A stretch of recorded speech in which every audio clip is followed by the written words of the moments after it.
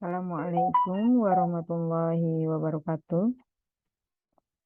Eh, Selamat bertemu kembali dengan Ibu Tita Kusmiawati yang akan memberikan materi jaringan pada tumbuhan. Setelah mempelajari ini, diharapkan Anda bisa menunjukkan struktur jaringan dari bagian akar, batang, daun, buah, dan bunga melalui pengamatan mikroskopis.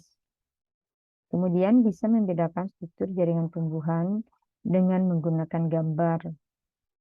Kemudian bisa menjelaskan fungsi berbagai macam struktur jaringan pada tumbuhan dan mengkaitkan sifat totepotensi jaringan dengan kultur jaringan.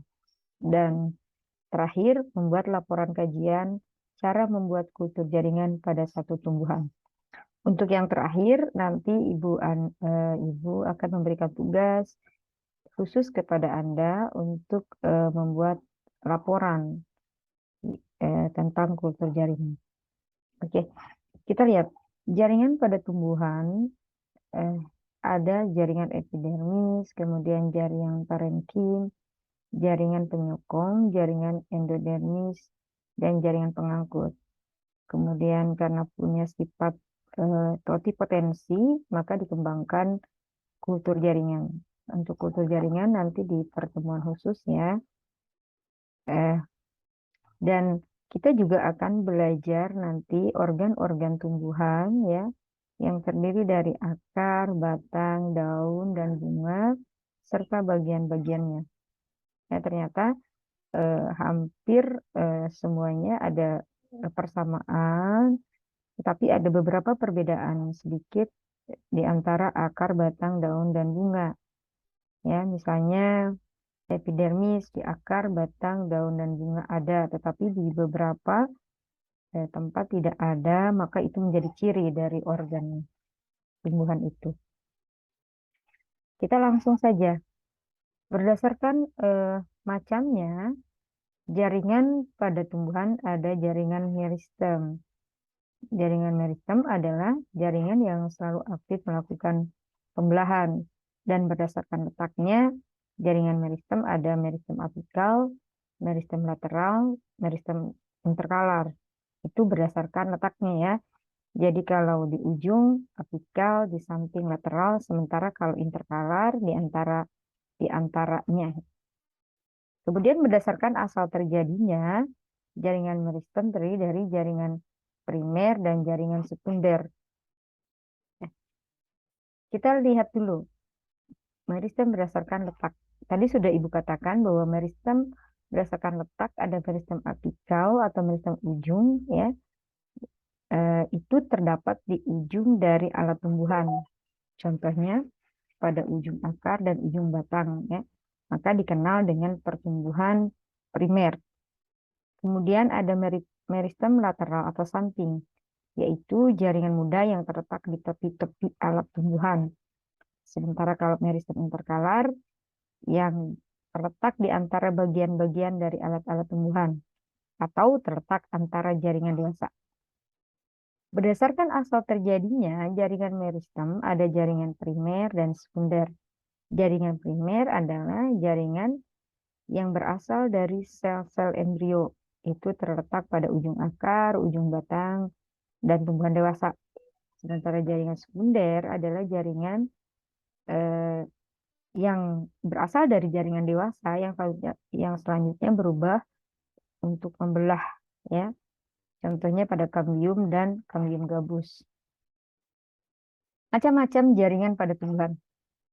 Yang pertama adalah jaringan epidermis, kemudian yang kedua adalah jaringan parenkim, yang ketiga adalah jaringan penyokong atau dikenal dengan stereom, di mana jaringan penyokong itu ada dua, ada jaringan kolenkim dan sklerenkim. Nanti jaringan sklerenkimnya ada yang berbentuk fiber, ada yang berbentuk sklerate, ya. Kemudian ada jaringan endodermis, ada jaringan pengangkut yang terdiri dari xilem atau pembuluh kayu dan floem pembuluh tapis. Jaringan epidermis. Jaringan epidermis yaitu jaringan yang selalu terletak paling luar baik pada akar, batang, daun. Tersusun atas sel-sel poligonal, pipih biasanya memanjang ya. Dan ciri-ciri epidermis itu terdiri dari sel-sel hidup, kemudian selnya rapat, tidak ada ruang antar sel, tidak berklorofil, bagian luar sel menebal, bagian dalam tidak. Tetapi tidak berklorofil ya, tetapi ketika mengalami modifikasi, ada beberapa yang memiliki klorofil seperti pada stomata. Di stomata itu adalah derivat epidermis, bagian epidermis yang mengalami modifikasi dan karena ada klorofilnya, jadi biasanya bisa dilakukan sebagai tempat terjadinya fotosintesis ya. Kemudian epidermis juga bisa termodifikasi menjadi trikoma, spina, filamen, sel kipas, dan sel kersik ya.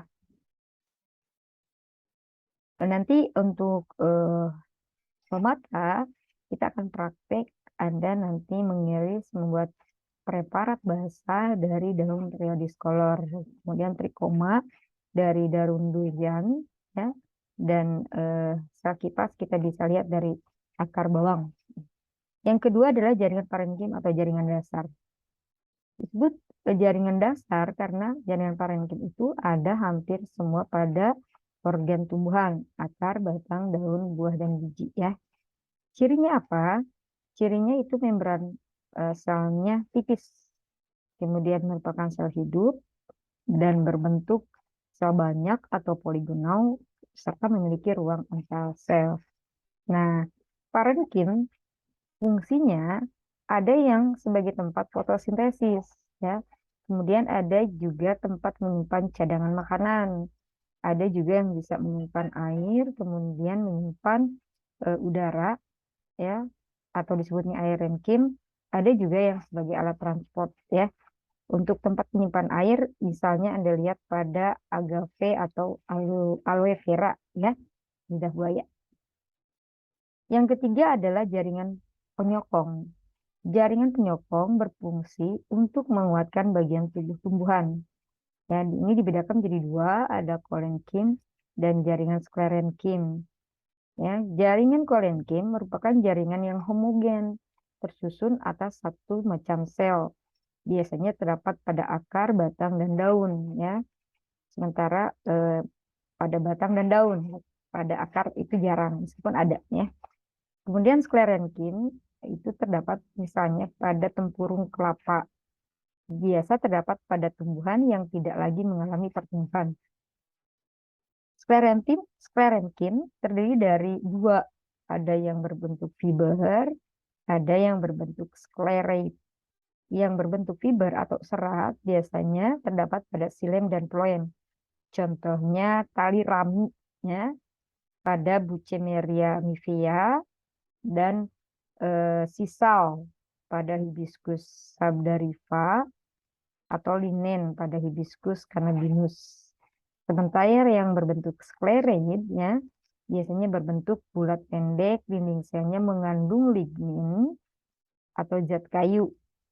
Anda bisa lihat pada tempurung kelapa atau beberapa buah yang punya bagian yang keras ya, seperti pala gitu ya. Kemudian picung kalau di daerah Pangandaran ya, atau kelapa juga. Ya. Yang selanjutnya adalah jaringan endodermis. Ya, jaringan itu endodermis tersusun atas sel yang sebagian selnya mengalami penebalan zat gabus. Yang tidak mengalami penebalan disebutnya sel penerus yang berfungsi melewatkan air dari korteks ke stil atau selindir pusat. Sel penerus atau pita kapsari. Ya, itu biasanya di akar. Yang selanjutnya adalah jaringan pengangkut. Jaringan pengangkut ini terdiri dari xilem atau pembuluh kayu, merupakan sel-sel mati, mengandung lignin, berfungsi mengangkut air dan garam mineral dari akar menuju daun untuk fotosintesis. Xilem tersusun atas trakea, trakaid, serabut xilem, parenkim xilem. Sementara phloem atau pembuluh tapis fungsinya untuk mengangkut hasil fotosintesis dari daun ke seluruh tubuh tumbuhan. Phloem tersusun atas pembuluh tapis, sel pengiring, serabut phloem, parenkim sel.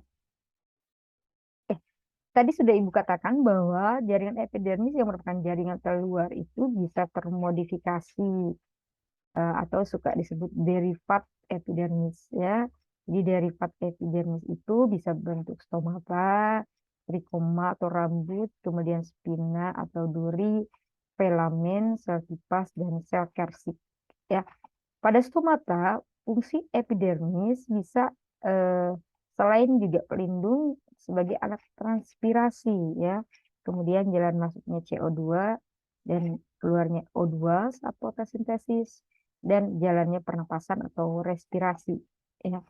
Kemudian trikoma fungsinya untuk mengurangi penguapan, meneruskan rangsang, alat proteksi, membantu penyebaran biji, membantu perkecambahan, membantu penyerbukan, dan alat memanjat. Spina atau duri bisa dilihat di bunga ros atau bougainville ya. Jadi spina itu terdiri dari yang palsu atau yang asli gitu ya. Yang palsu seperti pada bunga ros, sementara spina yang asli pada bougainville atau bunga kertas. Sementara yang filamen ya bisa menyimpan air, contohnya pada akar anggrek, anggrek ya.